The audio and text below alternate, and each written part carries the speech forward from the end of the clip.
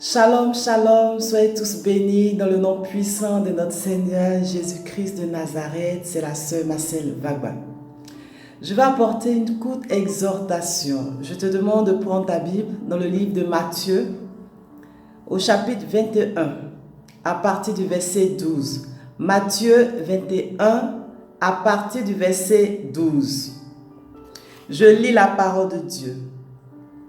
Jésus entra dans le temple de Dieu. Il chassa tous ceux qui vendaient et qui achetaient dans le temple. Il renversa les tables des changeurs et les sièges des vendeurs de pigeons. Et il leur dit, il est écrit, ma maison sera appelée une maison de prière, mais vous en faites une caverne de voleurs. Amen. Seigneur Jésus, je te prie de venir parler à chacun de nous, afin que nous comprenions ta volonté, afin que nous comprenions ton message. Celui qui écoute ta parole, celle qui écoute ta parole, normalement, doit changer quelque chose dans sa vie. Doit changer, parce que la parole apporte la vie. Je prie pour toute personne qui m'écoute, que ce matin, elle reçoive ta vie. Amen.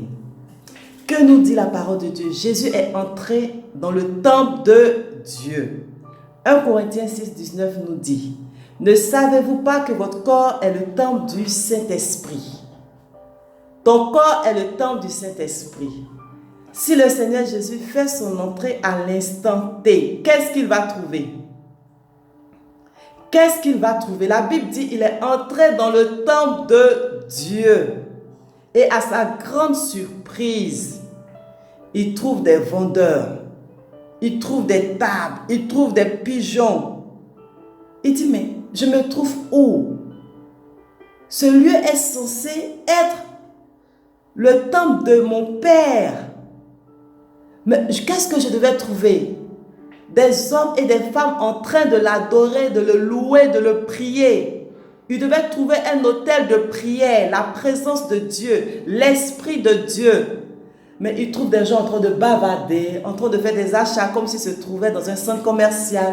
Il dit, mais ce n'est pas normal. Dans sa sainte colère, il a chassé ces personnes. Si le Seigneur Jésus entre à l'instant dans ton corps, qu'est-ce qu'il va trouver? Toi qui es chrétien, depuis combien de mois, depuis combien d'années? Toi qui sais Dieu, toi qui dis tu es pasteur, toi qui dis tu es servant de Dieu, serviteur de Dieu. Qu'est-ce que le Seigneur Jésus va trouver dans ton corps? L'orgueil, l'adultère, l'impudicité, la méchanceté, la jalousie, l'envie et même la sorcellerie. Est-ce normal? Tu te moques de Dieu? Mais la Bible dit, on ne se moque pas de Dieu. Ce qu'on sème là, on va moissonner. Ce matin, le Seigneur Jésus te donne une occasion de sortir du péché. Il dit, je fais mon entrée dans mon temple, ton corps, et ce que je trouve là, ce n'est pas bon. Ce n'est pas bon. Je veux que tu sois sauvé, mon enfant. Sors du péché. Je veux faire un nettoyage ce matin. Oui, il y a combien d'années il est entré dans le temple de Dieu? La Bible dit il a renversé les tables. Est-ce que tu donnes ce matin l'occasion au Seigneur Jésus de renverser tout ce qui est dans ton corps, dans ta vie, que l'on n'a point?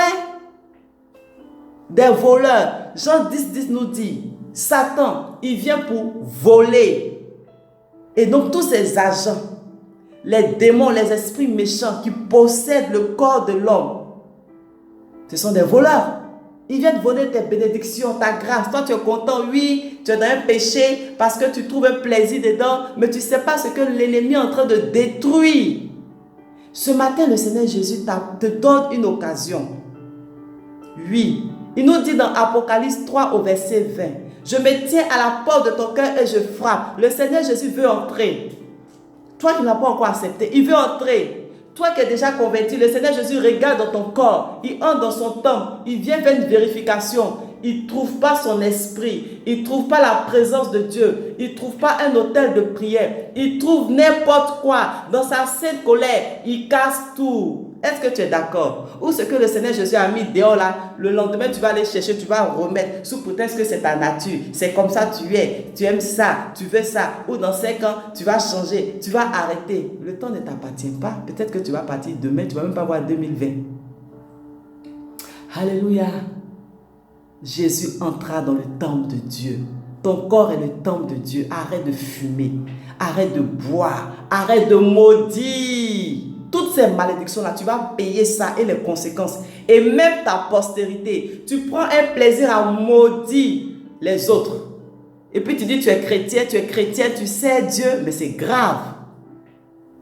Ce matin, le Seigneur Jésus entre dans son temple.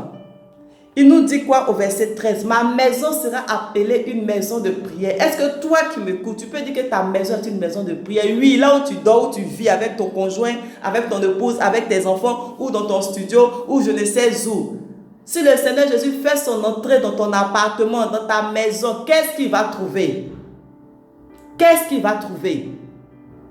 Qu'est-ce qu'il va trouver? Est-ce qu'il va prendre plaisir à circuler dans toutes les pièces de ta maison pour dire, oh, je me sens bien, oh, mon esprit peut rester ici, mon ange peut habiter ici, oui, je peux venir quand je veux ici parce qu'il y a une place pour moi. Est-ce que ce sera ce que le Seigneur Jésus va dire? Qu'est-ce qu'il y a dans ta maison? Amen. Qu'est-ce qu'il y a dans ta maison? Deutéronome 7, 26 nous dit, tu n'introduiras point une chose abominable dans ta maison, afin que tu ne sois pas comme cette chose dévouée par interdit. Qu'est-ce que tu fais entrer dans ta maison? Des bouteilles de vin, d'alcool, de bière. Qu'est-ce que tu fais entrer dans ta maison? Tu envoies des hommes et des femmes pour pécher sexuellement parlant. Qu'est-ce que tu regardes à la télé, nuit et jour, dans ton ordinateur? Qu'est-ce que tu fais, toi et tes enfants dans la maison? Est-ce que le Seigneur Jésus peut dire que ta maison est une maison de prière? Est-ce que toi, tu peux dire que ta maison est une maison de prière? La Bible dit, tu ne dois pas introduire une chose abominable. Regarde les tableaux que tu as accrochés dans ta maison. Regarde ce que tu as mis sous ton lit. Regarde ce que tu fais dans ta maison le jour et la nuit. Que nous dit Deutéronome 18? Qu'on ne trouve chez toi personne qui fasse passer son fils ou sa fille par le feu, personne qui exerce le métier de devin, d'astrologue, d'augur, de magicien, qui entre chez toi, qui vit chez toi. Est-ce qu'ils ont tous accepté le Seigneur Jésus, ceux qui vivent avec toi ou dans ta maison? Chacun a son Dieu, chacun invoque le Dieu qu'il veut. La personne même qui est de passage, qu'est-ce qu'elle apporte dans ta maison? Est-ce que, sachant que cette personne n'est pas convertie, tu donnes la parole de Dieu à cette personne? Ou tu dis à cette personne, installe-toi tranquillement, fais ce que tu veux. Ici, chacun suit son Dieu. Ta maison doit être une maison de prière. Les anges doivent faire des allers-retours continuellement dans ta maison. Oui, dans ta maison. Le Seigneur Jésus doit trouver sa place. Les pans de sa robe doivent remplir ta maison. Oui, l'Esprit de Dieu doit régner dans ta maison. Est-ce le cas? Est-ce le cas? Qu'est-ce que tu fais dans ta maison? Qu'est-ce que tu entretiens dans ta maison? Quand tu as des visiteurs, vous parlez de quoi? Critique, murmure, calomnie. Est-ce que le Seigneur Jésus trouve dans ta maison? La Bible nous dit, le Seigneur Jésus entre dans le temple de Dieu. Est-ce que ta maison est le temple de Dieu? Je n'ai pas dit de faire église dans ta maison. Est-ce que ta maison est une maison de prière? La Bible nous recommande dans plusieurs passages de prière. Prier, c'est parler à Dieu. Est-ce que dans ta maison, tu développes, tu entretiens une relation avec Dieu? Est-ce que ton enfant, ton conjoint, tous ceux qui sont dans ta maison prient l'Éternel Dieu, où chacun fait ce qu'il veut? Est-ce qu'il y a le désordre dans ta maison? Mais tu vas aller où? Après, tu pleures, ça ne va pas, ça n'avance pas, tu as des problèmes. Mets de l'ordre dans ta maison. Dis, Seigneur Jésus, entre dans ma maison, nettoie ma maison, fais sortir tous les démons qui se sont installés. Seigneur Jésus, viens faire un nettoyage. La Bible dit que le sang de Jésus purifie de tout péché. Ce matin, invoque le sang de Jésus. Demande au sang de Jésus de laver ta maison. Demande au sang de Jésus de laver toutes les personnes qui vivent dans ta maison. Amen. J'espère que vous avez compris la parole de Dieu ce matin. Ton corps est le temple du Saint-Esprit. Ta maison doit être une maison de prière. Que le Seigneur t'aide. Soyez tous bénis. À bientôt.